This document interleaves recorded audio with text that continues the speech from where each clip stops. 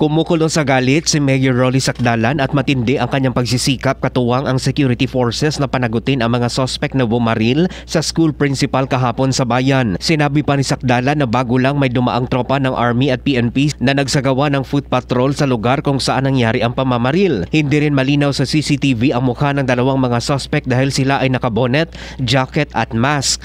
Dagdag ni Sacdalan, dalawa ang anggulong sinusundan ng PNP sa pamamaril at ito ay work-related at personal. Sa ngayon, ligtas na ang guro at nagpapagaling sa hindi tinukoy na ospital. Sinuspende rin muna ang klase sa paaralan hanggang sa Biyernes at bukas gagawin ang psychosocial intervention sa mga guro at staff habang sa Lunes naman ang mga estudyante kasama ang DepEd at Health Office.